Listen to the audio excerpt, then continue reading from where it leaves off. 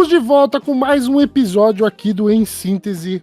Hoje estamos com um convidado que já esteve aqui anteriormente, né, Chay? Exatamente, teve aqui alguns meses atrás, né? Quando esse podcast ainda tinha outro nome, na verdade, né, Miojo? É verdade, o Henrique veio aqui quando a gente falou, ainda era varíola virulenta. A gente ainda era varíola virulenta, agora mudamos.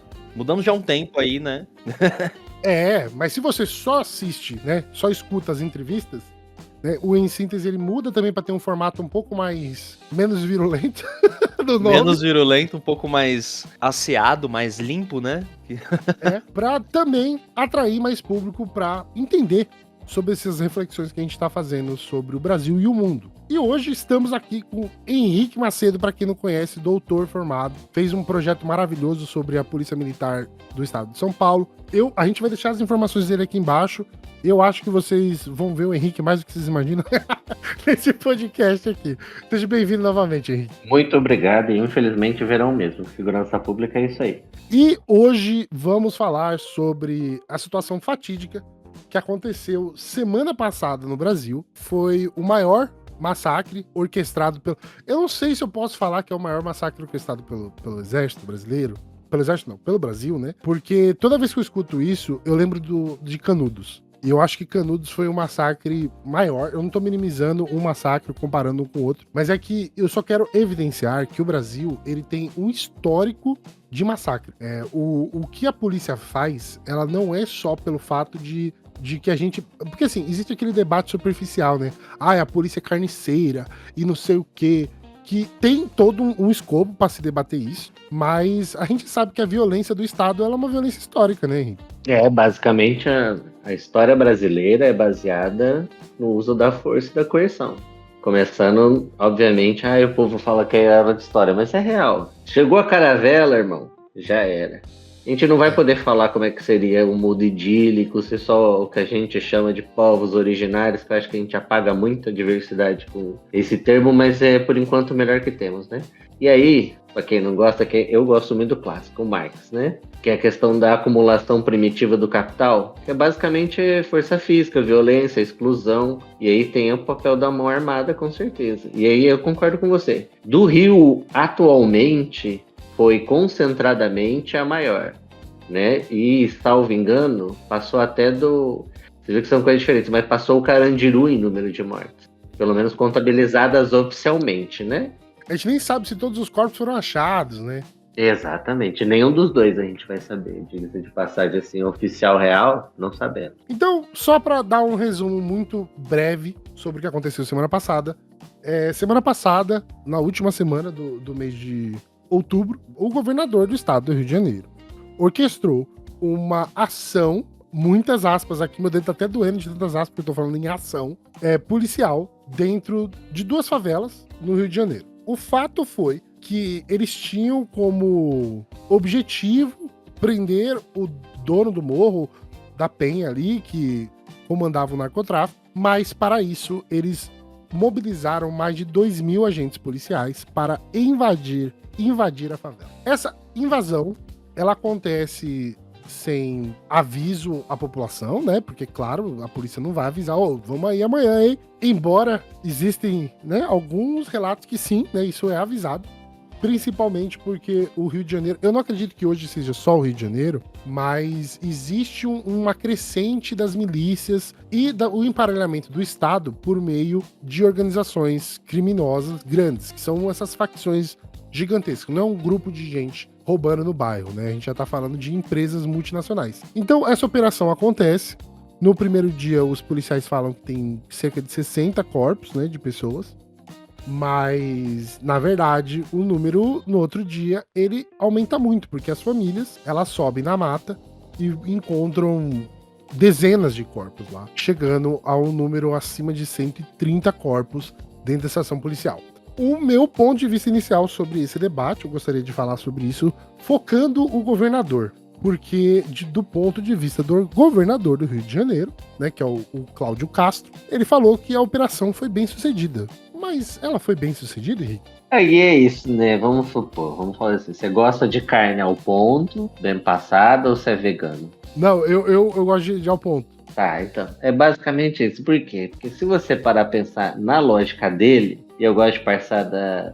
Primeiro vamos do fascismo, né? E usando o fascismo não como um xingamento, mas como conceito, como faixa. A ideia de várias coisas que estão ali juntas e amarradas. Então, sim, no ponto de vista deles, a operação é um sucesso. Se você parar para pensar que era isso que você queria apresentar, porque quem é Cláudio Castro? Não dá para esquecer o passado do Cláudio Castro, que é envolvido com milícia, com o que é de mais podre no Rio de Janeiro. Então tem essa dimensão. E se você partir do pressuposto de que as informações que a gente tem até o momento disponíveis é de que a operação foi desenhada para impedir que o Comando Vermelho, em tese, fechasse o que eles chamavam de cinturão ali, que era o Complexo da Penha, tinha também o do Alemão e tinha mais um, que era que se todos eles estivessem dominados, ia ser muito difícil ter algum tipo de controle. Porém, se você partir do pressuposto que eles estavam também disputando, como os jornais deram repercussão, com milícias, fica difícil também para a milícia ter algum tipo de atuação e ter como ganhar a guerra. Então, de um lado, você pode dizer, pelo Tropa de Elite 3, que ele fez, o Castro fez, ele basicamente fez um Tropa de Elite 3, uma continuação do 2. Então, se ele facilitou e enfraquecer, entre aspas, bem entre aspas, o Comando Vermelho, foi um sucesso. E, do ponto de vista político, a gente ainda tem a morte como um palanque muito grande, né? O nosso palanque da segurança pública é basicamente construído sobre cadáveres. Então são os cadáveres que são colocados um em cima do outro e aquele tapete de gente morta é o desfile, por exemplo, para a eleição provável do Castro para senador.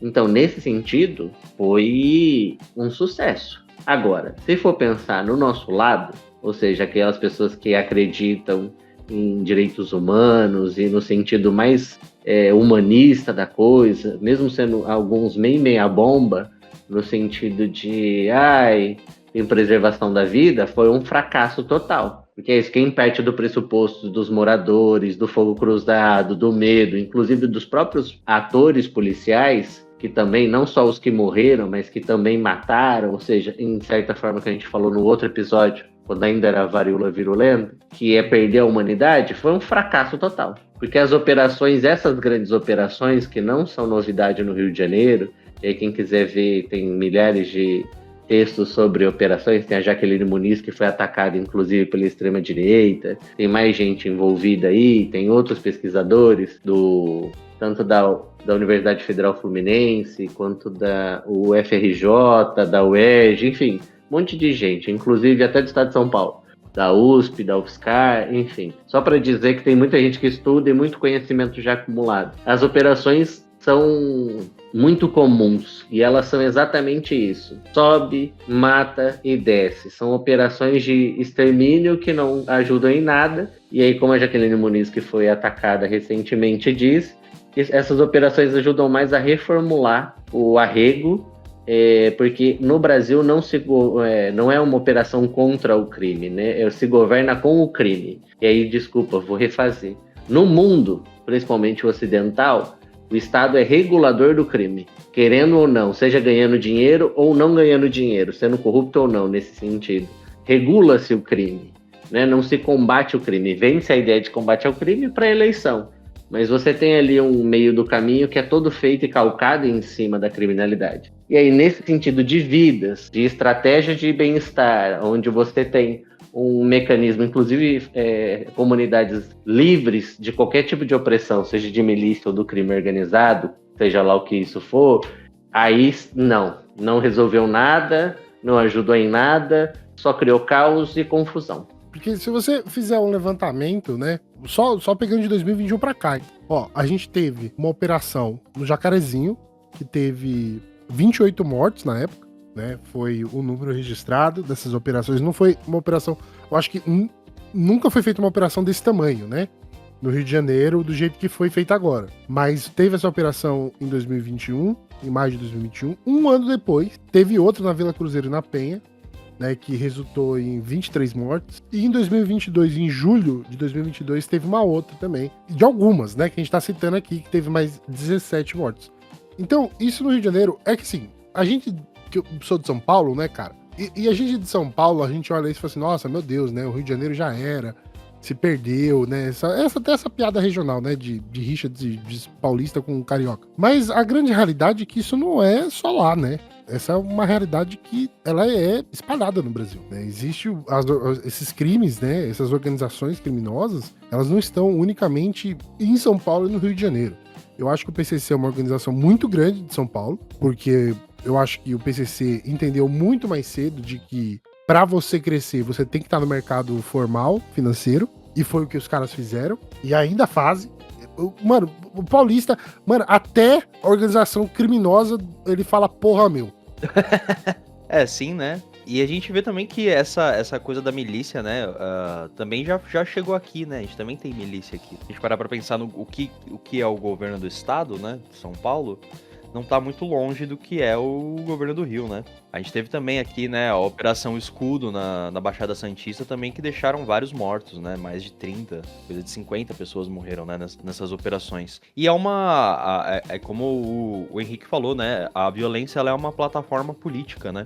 E a gente vê também que as coisas não acontecem soltas, né? A gente teve um discurso, acho que semana passada, do Lula na Malásia, onde ele falou que o traficante era vítima do usuário, né? Num discurso ali em relação às drogas. E essa fala pegou muito mal, tanto que ele voltou atrás depois, né? Falou que ele se expressou mal, mas serviu muito de munição pro bolsonarismo nesse momento, eu acho, né? Vocês acham que tem uma relação aí do bolsonarismo com o senador Flávio Bolsonaro articulando esse tipo de operação no Rio para tentar colocar aquela ideia de organizações terroristas, né, de colocar o crime organizado como organização terrorista, uma forma de fazer um aceno, talvez, a Donald Trump? E não só isso, eu quero incrementar um pouco mais esse bolo, porque é sabido, né, que o Cláudio Castro também enviou um relatório para os Estados Unidos. Exato. Falando que, tipo, isso daqui são organizações terroristas, né? O que isso influencia, assim, na nossa política interna e externa, né, também? Porque a segurança pública agora, aparentemente, os Estados Unidos querem trazer democracia pra cá, né? Gente, que loucura, né? É tanto elemento que eu tinha até esquecido. Essa operação teve isso de diferente. Que agora tem um cenário que a gente pode falar que sempre teve um pouco dessa coisa de extrema-direita, mas era um diálogo interno e agora você tem um diálogo externo. E aí é muito complicado, principalmente para mim, ser mais, assim, assertivo, porque eu não tô olhando também essa dinâmica internacional. Apesar de ter bastante canais que vão falar sobre isso e com gente que está estudando mais de perto, inclusive a participação da CIA e o interesse dos Estados Unidos na América do Sul, também mimetizando aí a Guerra Fria, mas agora com a China, e querendo voltar a ter espaço aqui. Por isso que são muitos elementos, que é a base da CIA ampliando, o Trump chamando o Petro de narcotraficante, e também o pedido dos Estados Unidos de reconhecimento das nossas facções, que o povo ficou abismado que o Lula não fez, mas ainda bem que não fez, chamando de terrorista, narcoterrorista, porque é isso. No final das contas, esse aceno interno significa, olha, tem um pouco da plateia, então vamos de novo para a plateia bolsonarista, porque ano que vem, que já está aí, diga-se de passagem, daqui a pouco já é o Natal, então já teremos passado a eleição, porque do tempo que está voando, e aí eles vão usar isso para o próximo ano. E aí é óbvio que aí tem um aceno para a plateia, deve ter um aceno também para a CIA e para os Estados Unidos, porque tem uma coisa que a gente nunca vai saber, que é, por exemplo, como a CIA opera no país. Então a gente sabe que existe muito, e eu não sei, por exemplo, quanto ele está no gabinete, quanto eles conhecem a LEGE, o quanto eles... Esse jogo de inteligência, inclusive, eu acho que eu nem quero saber, porque eu não tenho nem condição de me proteger, caso a CIA fique pistola comigo. As grandes forças do universo, eu não sou ninguém, porque eu vou falar para vocês, é bem complicado. Eu acho que tem esse cenário, mas eu acho muito que uma coisa que eu acho que é mais agora palpável, além desse aceno para próximas eleições, e também pelas forças aí do que vai acontecer em 2026, tem uma coisa do Cláudio Castro querer se desvincular do cara que foi preso, o TH. Também acho que tem um pouco querer se afastar da relação íntima que os políticos do Rio de Janeiro têm, não só do Rio de Janeiro, mas eles são mais comumente conhecidos, né? Por ter essa relação mais íntima, tirar foto com organizações criminosas, seja a milícia, seja as outras organizações, que a gente também não sabe onde começa e termina a ligação entre o que eles brigam e o que eles fazem negócio, né? Por exemplo, os fuzis que foram para lá, o Fantástico ontem mostrou que saíram de São Paulo. E aí tinha a fábrica clandestina em São Paulo e tinha a fábrica clandestina em Minas. Então tem uma tessitura de mercados ilegais que a gente não consegue mapear. Mas me parece que o Castro quis se desvincular também desta pecha que vai vir na próxima eleição e, ao mesmo tempo, esse aceno para os eleitores de direita, né? E eu, particularmente, muito rápido, eu não quero que ninguém jogue bomba em mim, porque os Estados Unidos não costuma no drone discernir quem tá de fuzil, quem não tá de fuzil, até porque acho que para eles pouco importa. Então eu tô fora de ter intervenção no meu país por dizer que o Comando Vermelho e o PCC são narcoterroristas. Eu tô fora disso. Eu acho que pra gente não faz nem coerência a gente... É porque as pessoas, né, de um modo geral, elas são influenciadas pela emoção, né? É isso que a mídia faz, é isso que esses tabloides fazem, que esses criadores de conteúdos fazem no seu geral, é gerar uma comoção para que as pessoas acreditem no ponto de vista delas. E nesse caso aqui que a gente tá discutindo sobre essa parada da intervenção, gente, pelo amor de Deus, né? Se você tem mais de 25 anos de idade, você já ouviu falar das repercussões após o 11 de setembro. E a invasão do Iraque, sabe? A invasão do Afeganistão, que resultaram em absolutamente nada para mudança de qualquer coisa que eles quisessem fazer, porque foram 2 derrotas. Algumas centenas de... só não acharam as armas de destruição em massa e deixaram alguns milhões de mortos pra trás. De morto, tá ligado? Então, intervenção militar dos Estados Unidos, a gente sabe que é fracasso. Eles nunca fizeram uma intervenção militar que funcionasse. Eles sempre atacaram regiões pobres com um arsenal militar gigantesco. O Brasil é um país pobre? Gente, não é, né? O Brasil não é um país pobre. Tem muita pobreza no Brasil, que é uma discussão diferente. Mas uma intervenção militar dos Estados Unidos aqui, acabou, esquece. Aí o fascismo vai governar aqui até onde o dinheiro dos Estados Unidos chegar. Porque não é aonde. Quer dizer, aonde foi o formulário que eu assinei falando que os Estados Unidos é a polícia do mundo, sabe? É porque as drogas chegam no nosso país. Eu falei, porque vocês compram. Tipo, tá ligado? O que você tem que fazer no seu país? Porque, assim, eu entendo que as organizações criminosas, elas se tornaram uma dimensão internacional. Mas a gente tem que deixar claro que isso faz parte do capitalismo, gente. A organização criminosa não expandiu sozinha porque ela quis. Existe um interesse, sim, de que drogas sejam transportadas, porque é um lugar que tem muito dinheiro. A gente tá falando, eu vi uma reportagem semana passada, né, falando do dinheiro do geral, assim, que a organização criminosa, as organizações criminosas geram de faturamento no Brasil, né? E aí, o engraçado é que a maconha começa sendo mais baixo de todas, né? A organização criminosa fatura por ano de coisa de 5 a 7 bilhões de reais com maconha. A cocaína, aí já é outro nível, né? Já fatura muito mais por causa do mercado internacional. Mas sabe o que é uma das coisas que eles mais faturam dinheiro no Brasil? Bebida, mano. Não é com droga, gente. Não é droga. E assim, a discrepância é que, tipo assim, a maconha é de 5 a 7 bebida os caras faturam mais de 20 bilhões por ano. É por isso que esse questionamento sobre as ações do Rio de Janeiro, e o pior, né? Que entre esse questionamento sobre as operações do Rio de Janeiro, logo depois de operações bem-sucedidas em São Paulo com crime organizado, sem dar um tiro. Porra, descobriram a fazenda de cana, a refinaria, a distribuidora, o porquê que os caras tinham aquilo para lavar dinheiro, as alterações que eram feitas. A gente chegou numa rede tão grande por meio de inteligência, mas no Rio de Janeiro ele prefere ainda agir como se a gente estivesse vivendo em 1888, né? Não, tem até aquele comparativo, né, entre a apreensão dos 117 fuzis no Vivendas da Barra, que é o condomínio do Bolsonaro no Rio de Janeiro, e essa operação, né, que não teve a mesma a quantidade de fuzis apreendidos, deixou mais de 130 mortos, e no Vivendas da Barra, um disparo foi feito, né? Então, o quão essa ação, ela, entre aspas, ela tá sendo pensada para combater o crime, para prender armas ilegais, né? Muito pouco, né? É o que o Henrique falou, né?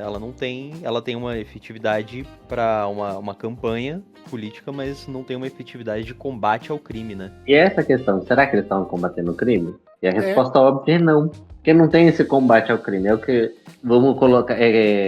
Primeiro, outra coisa, antes que eu esqueça. Uma da dimensão política que eu acho que falta, assim, que é o que eu estava até debatendo, conversando com meu irmão e com outras pessoas, que é o quanto essa agenda surge pós-Lula e que estava uma agenda positiva do governo e aí acaba vindo uma operação que também suga toda a agenda midiática. Então parece que tipo volta e joga na segurança pública e volta a pautar o governo, que aí o governo vai lá e bota um projeto. E aí é uma coisa muito complicada de se fazer, né?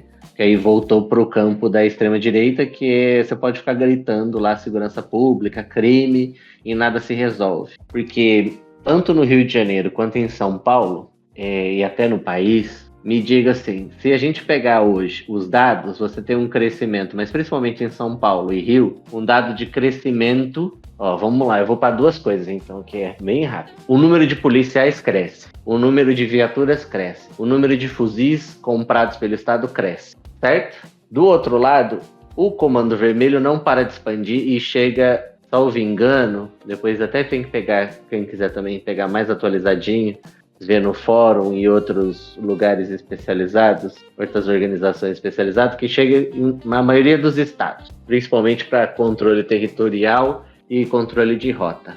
Cresce. PCC não para de crescer, chegando inclusive com presença em 5 continentes. Ao mesmo tempo, você tem um aumento do gasto da segurança pública, como eu já disse. Eles, ao mesmo tempo, as organizações criminosas dessa monta de base que vem dos presídios, né?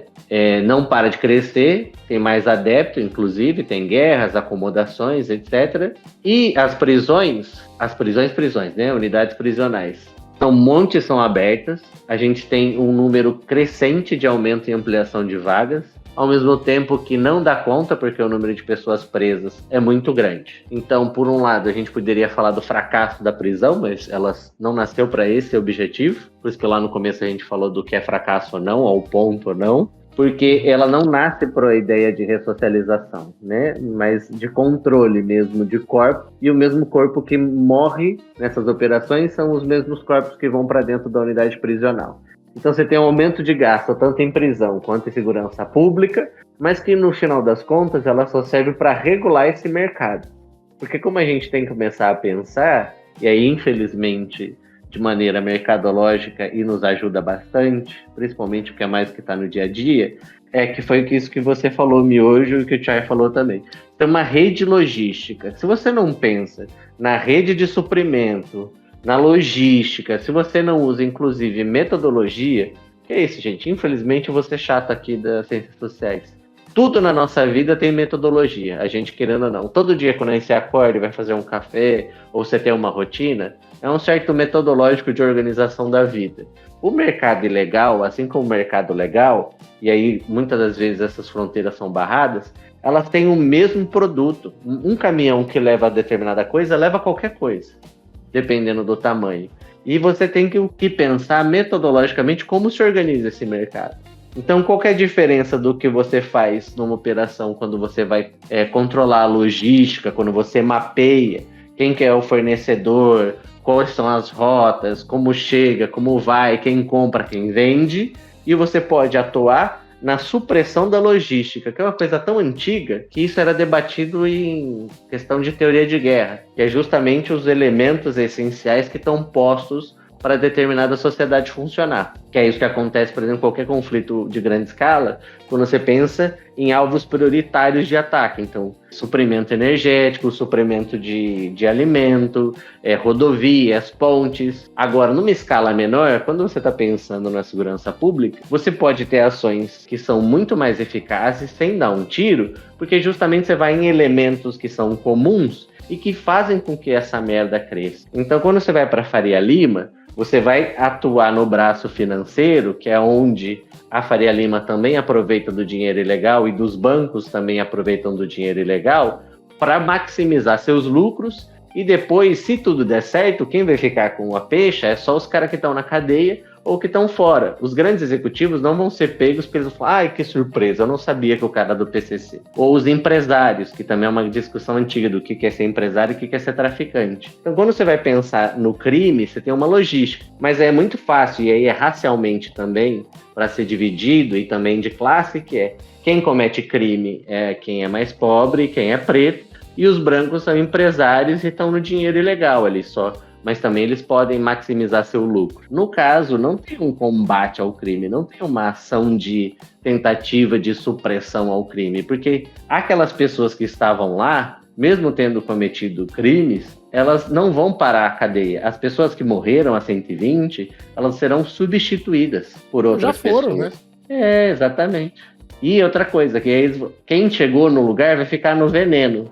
E aí eu tava até vendo que era não sei se é o Biratã, ou eu vi... Não, foi o Jones Manuel, para dar o devido crédito. Que ele falou o seguinte... Essa polícia, e ele tá muito certo, que eu gosto de como ele coloca, essa polícia que não prende e que ela mata, esse tipo de operação já significa já para você que tá lá na ponta com um fuzil, que já cresceu com ódio, e também a gente sabe da socialização, que é o mesmo jeito que as pessoas são socializadas comumente para ser a favor da polícia, de bandido bom é bandido morto, de outro lado tem outras pessoas que são socializadas de polícia bom e polícia morta, ponto. E aí parece que a gente vive num Counter-Strike. Isso não é uma sociedade boa, né? E aí, assim, no caso, você vai trocar tiro, você vai tentar fugir para sobreviver e vai trocar tiro. E isso não é bom para ninguém, então isso não é atuar contra um crime, isso é só uma mera regulação. Aí vira só um evento no meio de uma série de acontecimentos mercadológicos que aí impactariam muito mais, que é o que o Miojo falou. Se você vai e começa a controlar financeiramente, mas isso exige o controle do capitalismo. Então, se você vai controlar e regular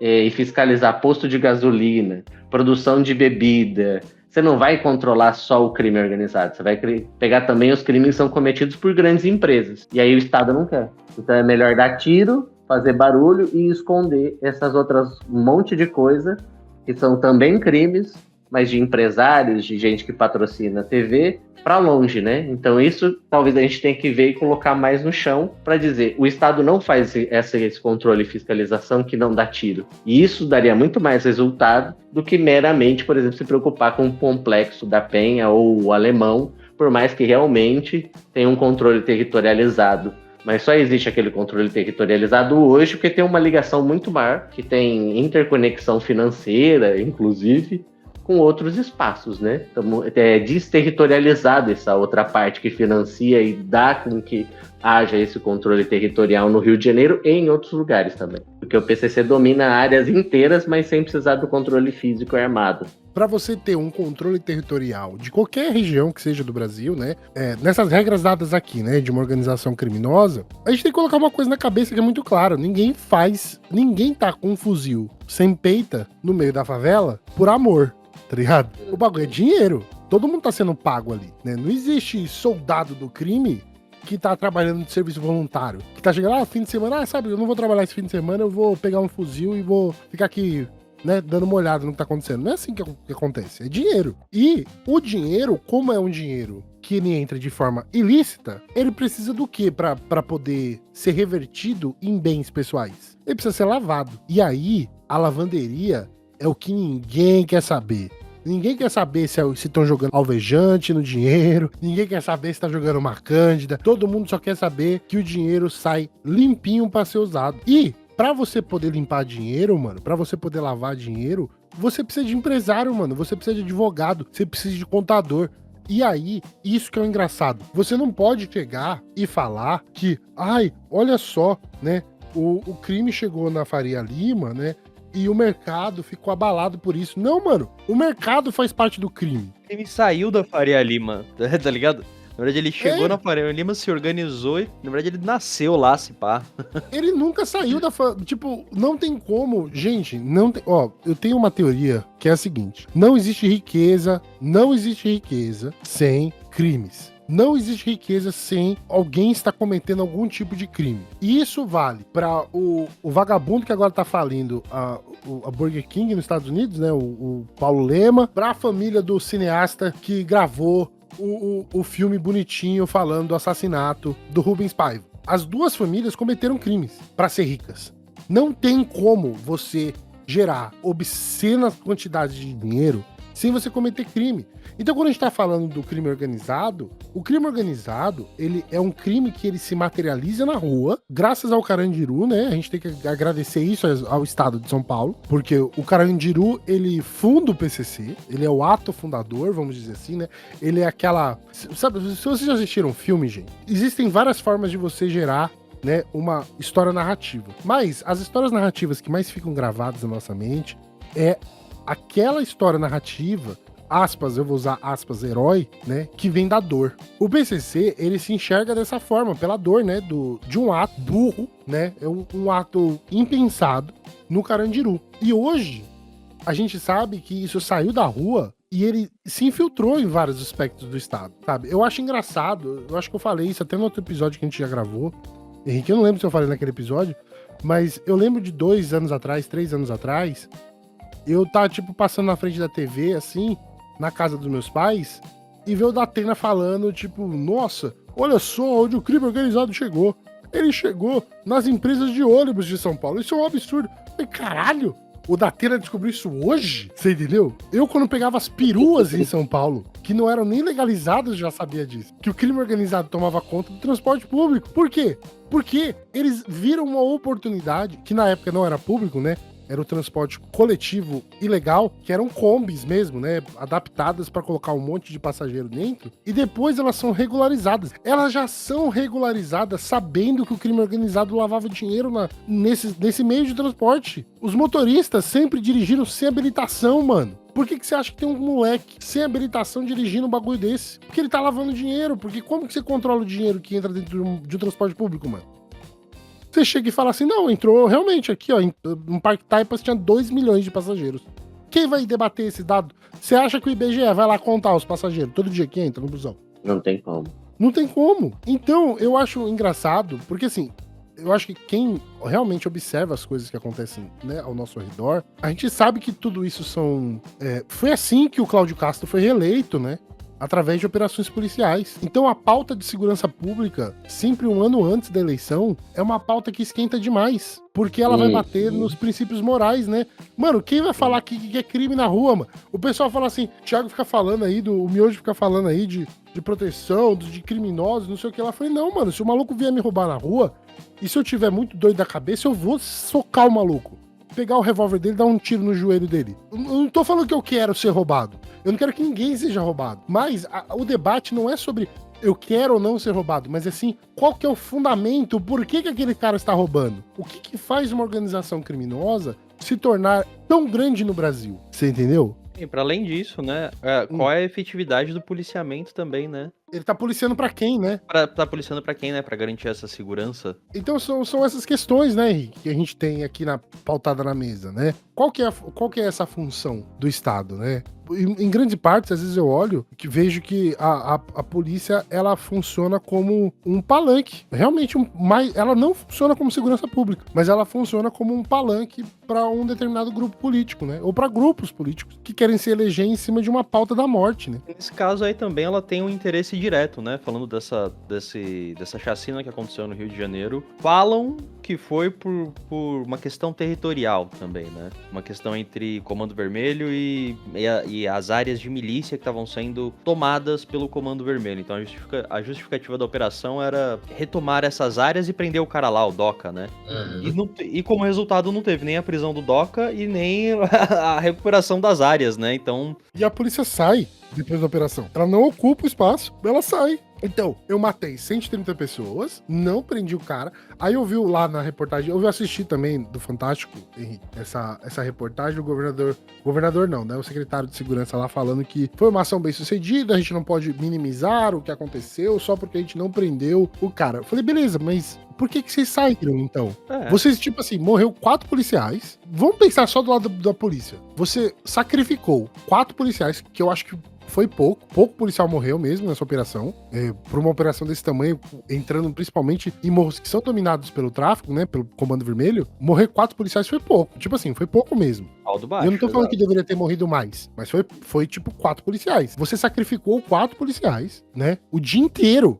Foram o quê? Quantas horas de operação? Mais de 12 horas de operação. E no final do dia, todo mundo, vamos pra casa comer uma pizza? Vambora. Vamos aí. E já era. E todo mundo sai do morro. Mas qual a lógica de uma operação policial disso, né? O que tá por trás desse pensamento? É que são muitos elementos. Aí eu vou tentar dar uma juntada aqui, que é isso, pensando primeiro. Tem o conceito que a Jaqueline Cioreto, minha orientadora de mestrado e doutorado, e coordenadora do GEVAC, inclusive vale a pena para quem quiser buscar, principalmente de São Paulo também, que tem muitos parceiros depois no país, para quem quiser se aprofundar, né? É por isso que eu falo isso, tá, gente? Não é tipo uma propaganda Jequiti, é porque é muito elemento e aí ajuda a organizar. De um lado, essa operação policial, as operações policiais, elas têm que ter um objetivo, como tudo na vida. Por isso que voltar à metodologia, método, é importante. Porque você pode até não usar física o tempo todo na sua vida, mas ela está influenciando. E o método é a mesma coisa, né? Tanto que quem quiser tem o Giddens, que eu acho que é um texto super fácil, não sei o que você acha, meu,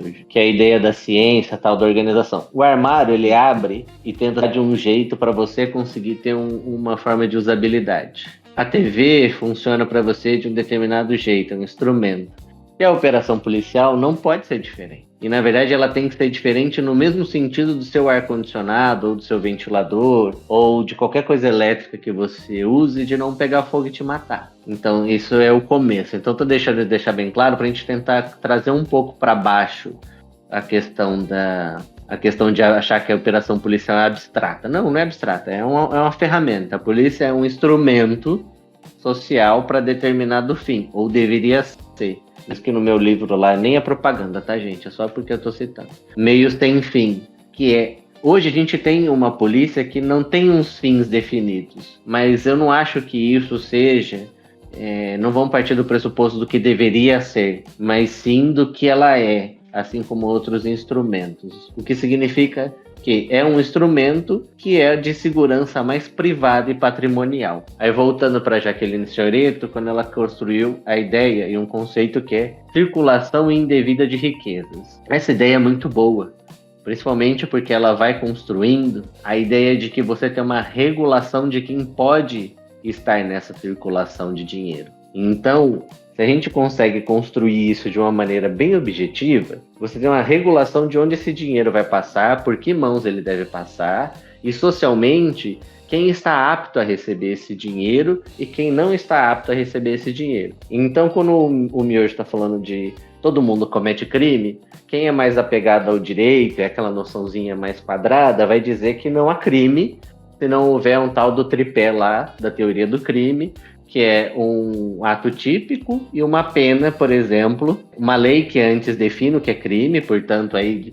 aqueles verbos que todo mundo chama do direito, tipo roubar, matar, furtar, estuprar, blá blá blá, e aí uma pena, e aí tem um objetivo também. Então, aí o que acontece? Se você pensa nessa circulação indevida de riqueza, você tem que levar, para quem aí é mais antigo, pode pensar tanto nos aparatos estatais, ou quem não é marxista pensar mesmo em instrumentos, que o próprio direito, ou o legislativo, né, vai regularizar e vai tirar das práticas que são, vamos chamar de violadoras, mas que não estão sendo construídas como crime, e aquela outro tanto do Código Penal que define o que é crime no país. Que, inclusive o código é de 40, mas tem um monte de emendado que é bem bizarro. E aí o que acontece? O que a gente lida hoje é uma parcela muito pequena do Código Penal, que são verbos ou ações que estão ligadas a uma determinada população em determinados territórios que não podem concentrar essa riqueza. Ou seja, tudo que eles fizerem também para construir uma riqueza será criminalizado. E aí isso é o Henrique defendendo o crime organizado? De maneira nenhuma. Que aí tem um outro elemento. O que a gente tem que entender também, na minha humildíssima opinião, é que E a esquerda não pode cair mais nessa coisa de ficar caindo no espantalho da direita, porque eles trabalham com crime organizado, mas depois ficam atacando a esquerda para falar que defende bandido, que é o que a gente devia já dizer bem de claro. Não há crime organizado com controle territorial que não seja violador de direitos humanos. E não há crime organizado ou crime qualquer que envolva pessoas e vidas que não viole direitos humanos também. Também não dá para romantizar a ideia de, por exemplo, lá longe da criação que às vezes as pessoas falam, que é realmente naquela base, pelo menos as teorias de origem, como diz a Karina Biondi, a Camila Dias, a Camila Grillo, Carolina Grillo, né? E tantas outras pessoas que realmente essa base contra a opressão de Estado. O Gabriel Feltrán, né? Para não esquecer. Você tem essa criação. Mas, ao mesmo tempo, você tem essa criação no começo como uma organização das unidades prisionais, onde inclusive o Estado faz um trabalho horrível, porque para quem não sabe, quando a pessoa entra no sistema, ele tem uma categorização, né, da pessoa, faz um catálogo dela. Então aí hoje, como tem uma diversidade de facções e de rótulos, a pessoa ela entra no sistema. Se a pessoa ela não for já faccionada de origem, ela vai passar por um sistema de classificação, e esse sistema de classificação muitas vezes faz o quê? Pergunta de que bairro é. E aí a pessoa vai falar de tal bairro. E se for num lugar que não seja São Paulo, por exemplo, for Rio e outros lugares, a maioria vai dizer, não, seu bairro é de tal facção, e joga lá. E de um lado não tá 100% errado, mas também não tá 100% certo. Porque de um lado não tá 100% errado, porque se jogar em outro lugar, as facções vão achar que é da outra facção e aí vão matar. E a pessoa também não quer ir pro seguro, porque sabe que o primeiro lugar que morre é dentro do seguro. E seguro, para quem não sabe, é uma ala específica para quem não é faccionado ou quer cometer o crime, tipo... Enfim, para quem cometeu estupro, quem cometeu pedofilia, quem cometeu um monte de crime que é criminalizado inclusive pelo crime, né? Que não é aceito. Então fica lá. E aí o Estado vai abastecendo as facções assim, porque também você precisa sobreviver dentro de um sistema que também é opressivo, tanto do lado do Estado, que não faz nada, tanto do lado que aprendeu a se organizar dentro do presídio. Então aí você vê que você tem a mão de obra e você tem o dinheiro. E aí, ao mesmo tempo, quando isso se perde nos mecanismos da Faria Lima ou do sistema financeiro, o Estado não vai atuar para fiscalizar ali. E o que ele vai fazer? Ele vai voltar aqui embaixo. E aí também não pode deixar com que as facções cresçam muito no sentido social. Porque eu também não conheço nenhuma facção que investiu para transformar, por exemplo, o Complexo do Alemão em Alphaville, nem o Complexo da Penha. E nem o PCC construiu para fazer com que as quebradas virassem Alphaville, né? O governo não ia achar ruim, mas também não fazem. E aí, por exemplo, que aconteceu uma operação em Campinas, teve troca de tiro, acho que o cara morreu, mas era do PCC. Ao mesmo tempo que ele governa a quebrada, mas ele faz isso de dentro de um condomínio de luxo, porque ele também tem uma ascensão social. E aí, não estou criminalizando as pessoas como um todo, porque isso acontece demais. Nesse sentido, a exploração da pobreza, com o controle da circulação indevida de riqueza, é também pensar numa riqueza que é social e de acesso, onde, inclusive, o capitalismo regula o crime, a ponto de uma pessoa ou não entrar sempre na lógica do exceção. Então, no funil, até quem está no crime vai ascender muito pouco. Quem não morreu, ascende, e quem não foi preso, ascende. E quem vai ascender? Vai ascender aquele que tiver melhor relação com também Estado. Por isso que o PCC hoje não vai para a guerra mais do que já foi antes. Porque sabe que perde dinheiro, é uma questão de negócio. E as facções hoje viraram muito negócio. Então, mesmo a crítica, inclusive de outras pessoas, mesmo do meio faccionado, que as pesquisas vão mostrando, é que o próprio crime organizado chegou numa lógica mercadológica tal, e o PCC talvez mais, a ponto de ter uma distinção entre o que seria essa ética antiga de autoproteção, ou de crítica, ou de, sei lá, organização até política, com o que é hoje de ganhar dinheiro. Tanto que o Comando Vermelho também incorporou práticas milicianas para fazer dinheiro.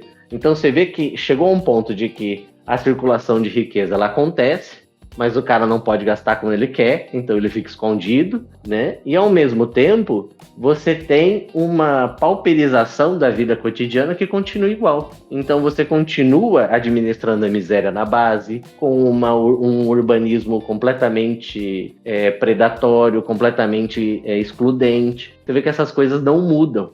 E aí o papel da polícia, que era também regular o meio, não vai à frente, pra vocês acharem que eu não perdi o foco.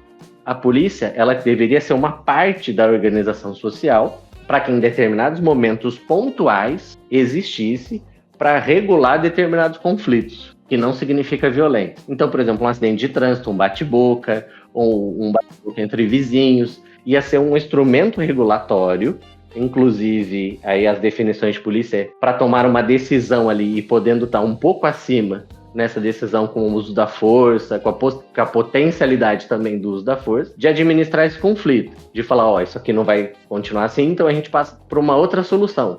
Então ele também tem que dar uma solução que tem que ser temporária, ela não pode ser para sempre. E no Brasil o que acontece é que a questão da proteção da circulação de riqueza e o debate da extrema-direita na segurança pública faz com que a gente transforme quase numa ditadura, porque então só eles falam, todo mundo vive com medo, e com medo a gente não decide, a gente entrega tudo. Então a gente, como diz a Jaqueline Muniz, a gente autonomiza as espadas, ou seja, elas fazem o que elas querem, e a gente se torna refém. E só pode ser refém pelo medo.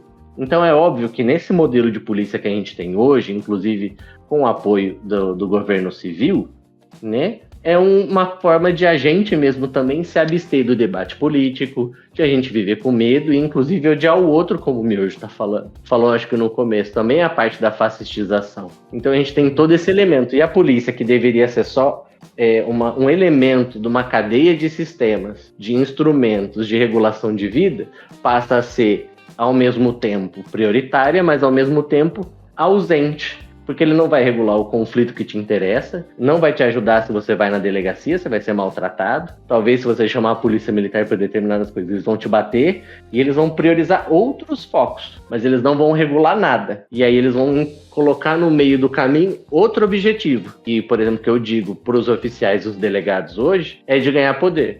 Não de regular conflito, não de fazer com que o direito de ir e vir ou de você sair de madrugada de noite seja garantido. Pelo contrário.